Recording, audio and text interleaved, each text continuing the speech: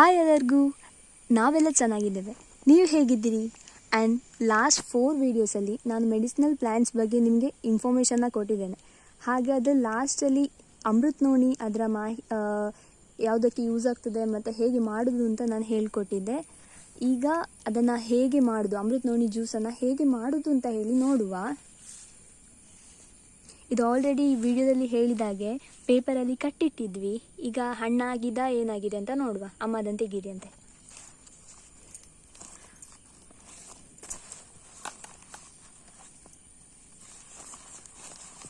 ಹಣ್ಣಾಗಿದೆ, ನೀವೇ ನೋಡ್ಬೋದು. ಅಂತೆಗಿರಿ ಅಮ್ಮ, ಒಂದೊಂದು ಇದಕ್ಕೆ ಎಲೆಗೆ ಹಾಕಿ. ಕರೆಕ್ಟಾಗಿ ಹಣ್ಣಾಗಿದೆ. ಈ ಹಣ್ಣಾದನ್ನೇ ನಾವು ನೆಕ್ಸ್ಟ್ ಜ್ಯೂಸ್ ಮಾಡಲಿಕ್ಕೆ ಯೂಸ್ ಮಾಡೋದು.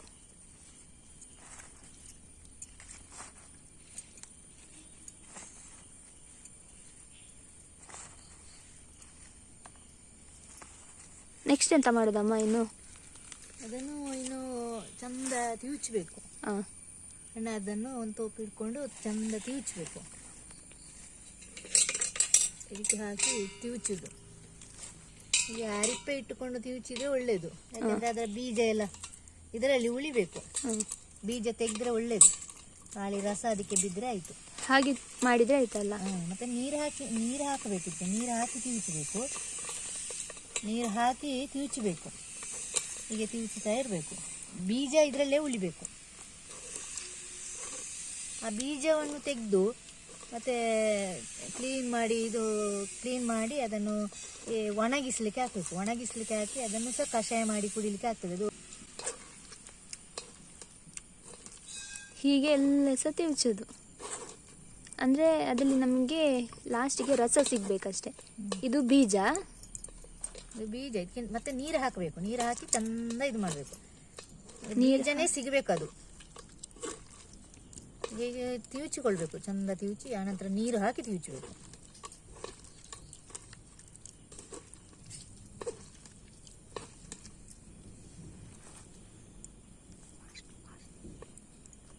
ಎಲ್ಲವನ್ನು ಹೀಗೆ ಮಾಡಬೇಕು.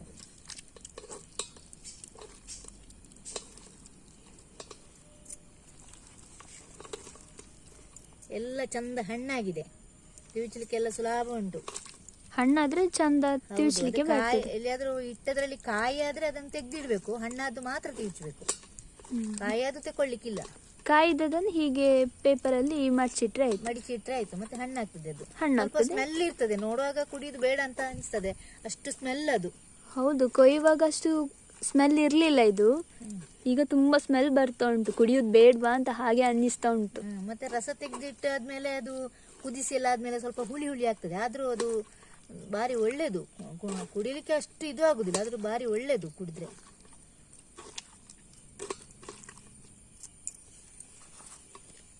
ಅಮ್ಮ ಚಂದ ಎಲ್ಲ ಸಹ ಮಾಡ್ತಿದ್ದಾರೆ. ಇದ್ರದಂತ ಸಿಪ್ಪೆ ಅಂತ ತೆಗಿಲಿಕ್ಕಿಲ್ವಮ್ಮ? ಇಲ್ಲ, ಸಿಪ್ಪೆ ತೆಗಿಲಿಕ್ಕಿಲ್ಲ. ಎಲ್ಲ ಒಟ್ಟಿಗೆ ಇದು ಮಾಡುದು. ರಸ ಸಿಕ್ಕಿದ್ರೆ ಆಯ್ತಲ್ಲ. ರಸ ಸಿಕ್ಕಿದ್ರೆ ಆಯ್ತು. ತೊಳೆದೆಲ್ಲ ಮೊದಲೇ ಇಟ್ಟಿದ್ವಿ. ತೊಳೆದು ಆಮೇಲೆ ಪೇಪರಲ್ಲಿ ಮಡಿಚಿಟ್ಟದ್ದು. ಬೀಜ ಒಣಗಲಿಕ್ಕೆ ಬಿಸಿಲಿಲ್ಲ ಅಂದ್ರೆ ಸ್ಟವ್ವಿನ ಅಡಿಯಲ್ಲಿ ಒಂದು ಪೇಪರ್ ಹಾಕಿ ಸಹ ಇಡ್ಬೋದು. ಅದು ಒಣಗಿದ ನಂತರ ಅದನ್ನು ಪುಡಿ ಮಾಡಿ ಕಷಾಯಕ್ಕೆ ಜೀರಿಗೆ ಕೊತ್ತಂಬರಿ ಇದ್ರೆ ಅದಕ್ಕೂ ಸಹ ಹಾಕ್ಬೋದು. ಖಾಲಿ ಅದನ್ನೇ ಮಾಡಿ ಕುಡಿಲಿಕ್ಕೂ ಆಗ್ತದೆ.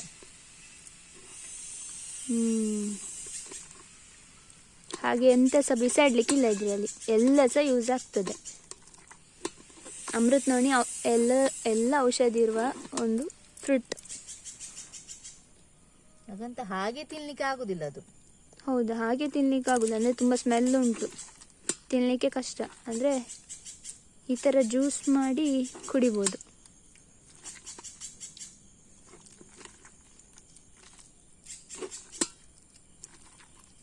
ಕೈಯಲ್ಲಿ ಮಾಡಿದರೆ ಚಂದಕ್ಕೆ ರಸ ಬಿಡ್ತದೆ.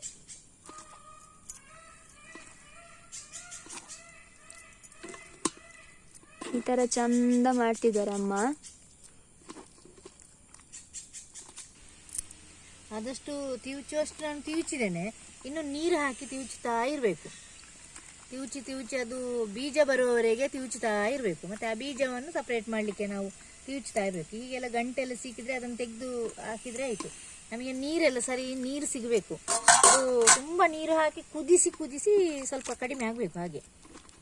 ಅಂದರೆ ಈಗ ಒಂದು ತೋಪು ಇದ್ದರೆ ಒಂದು ಅರ್ಧಕ್ಕೆ ಅರ್ಧಕ್ಕೆ ಬರಬೇಕು. ಅದನ್ನು ಮತ್ತೆ ಒಂದು ಇದರಲ್ಲಿ ಕುಪ್ಪಿದ್ದು ಬಾಟ್ಲಿಯಲ್ಲೆಲ್ಲ ತುಂಬಿಸಿಟ್ರೆ ತುಂಬ ಒಳ್ಳೆಯದು.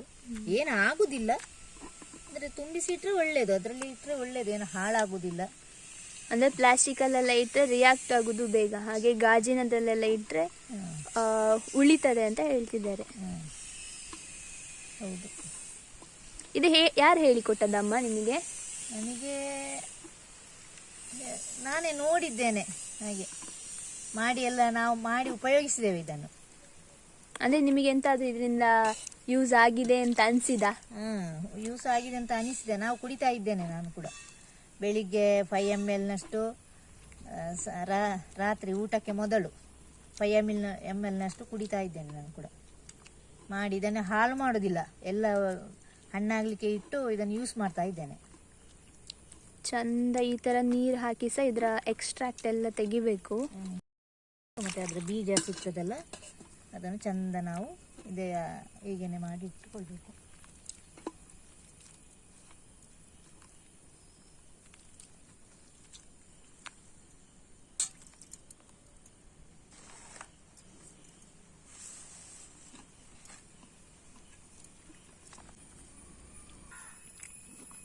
ಇದು ನೊರೆ ಹೋಗುವವರೆಗೆ ಮಾಡಬೇಕಾ?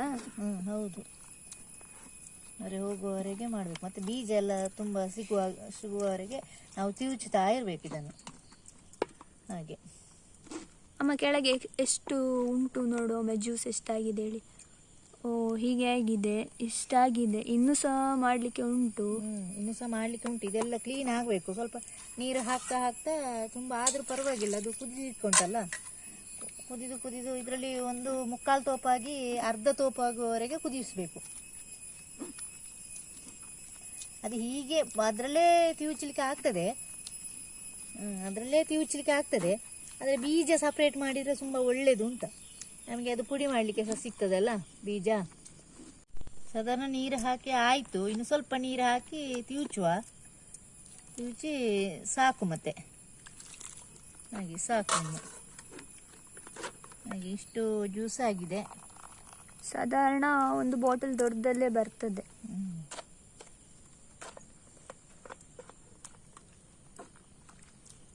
ಮತ್ತು ಅದರ ಬೀಜ ಎಲ್ಲ ಈ ಥರ ಇರ್ತದೆ. ಅದನ್ನು ಕ್ಲೀನ್ ಬೇರೆ ನೀರಲ್ಲಿ ಎಲ್ಲ ತೊಳೆದು ಹೀಗೆ ಇಟ್ಟುಕೊಂಡು ಅದು ಒಣಗಿಸಬೇಕು, ಚಂದ ಒಣಗಿಸಬೇಕು. ಒಣಗಿಸಿ ಆ ಸಣ್ಣ ಮಿಕ್ಸಿಯಲ್ಲಿ ಹಾಕಿ ಪುಡಿ ಮಾಡಬೇಕು. ಪುಡಿ ಮಾಡಿ ಮತ್ತೆ ಕಷಾಯಕ್ಕೆ ಹಾಕ್ಬೋದು. ಕಷಾಯಕ್ಕೆ ಸಂಜೆ ಎಲ್ಲ ಕುಡಿಯೋ ಕಷಾಯ ಎಲ್ಲ ಮಾಡಿ ಕುಡಿಬೋದು ಅದನ್ನು. ಸಾಧಾರಣ ಆಗಿದೆ ಇದು.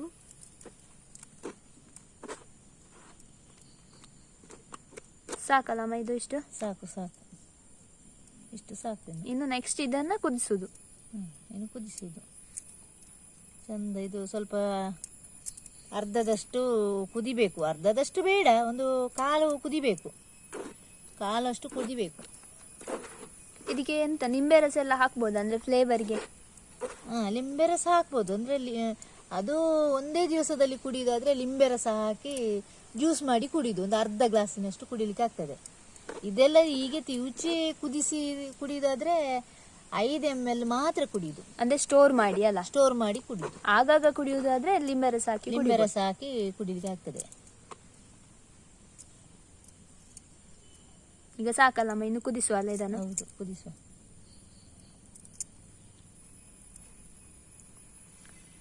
ಇಷ್ಟಾಗಿದೆ. ಇನ್ನು ನೆಕ್ಸ್ಟ್ ಇದನ್ನು ಕುದಿಸುವ. ಆಗ ಕುದಿಸುವ ಮುಂಚೆ ಇದು ನೊರೆ ಆಗಿತ್ತಲ್ಲ, ಈಗ ಒಂದು ಅರ್ಧ ಗಂಟೆ ಫಾಸ್ಟ್ ಇಟ್ಟು ಕುದಿಸಿದ್ದೇವೆ. ಆನಂತರ ಒಂದು 10 ನಿಮಿಷ ಸ್ಲೋ ಇಟ್ಟು ಕುದಿಸಿದ್ದೇವೆ. ಆಗ ಹೀಗೆ ಆಗಿದೆ, ಎಲ್ಲ ರೆಡಿ ಆಗಿದೆ. ಇದಕ್ಕೆ ಹಾಕ್ತಾ ಇದ್ದೇನೆ ಗ್ಲಾಸಿಗೆ. ಹೀಗೆ ಇರ್ತದೆ ಅದು ಜ್ಯೂಸು. ಇದನ್ನೇ 5 ml ಅಷ್ಟು ಕುಡಿಯುವುದು, ಒಂದು ಬಾಟ್ಲಿಯಲ್ಲಿ ಶೇಖರಣೆ ಮಾಡಿಟ್ಟು. ಈ ಥರ ಆಗಿದೆ. ಇದನ್ನು 5 ml ಅಷ್ಟು ತಗೊಂಡ್ರೆ ಆಯಿತು ಖಾಲಿ ಹೊಟ್ಟೆಗೆ, ಸಂಜೆ ಮತ್ತು ಬೆಳಗ್ಗೆ. ನೀರಿಗೆ ಹಾಕಿ ಸಹ ಕುಡಿಬೋದು. 5 ml ತಗೊಂಡು ನೀರಿಗೆ ಹಾಕಿ ಸಹ ಕುಡಿಬೋದು. ಈಗ ನೋಡಿದ್ದು ಜ್ಯೂಸ್ ರೆಡಿಯಾಗಿದೆ. ಕಂಪ್ಲೀಟ್ ಹೇಗೆ ಮಾಡೋದು ಅಂತ ಹೇಳಿ ಪ್ರೊಸೀಜರನ್ನು ಹೇಳಿಕೊಟ್ಟಿದ್ದೇವೆ. ನಿಮಗೆ ಈ ವಿಡಿಯೋ ಇಷ್ಟ ಆಗಿದ್ದರೆ ಒಂದು ಲೈಕ್ ಮಾಡಿ ಆ್ಯಂಡ್ ಈ ಜ್ಯೂಸ್ ಹೇಗೆ ಮಾಡೋದು ಅಂತ ಹೇಳಿ ಬೇರೆಯವ್ರಿಗೆ ಕೂಡ ಶೇರ್ ಮಾಡಿ, ಕಮೆಂಟ್ ಮಾಡಿ ಮತ್ತು ಚಾನಲ್ನ ಸಬ್ಸ್ಕ್ರೈಬ್ ಮಾಡಲಿಕ್ಕೆ ಮರಿಬೇಡಿ. Thank you.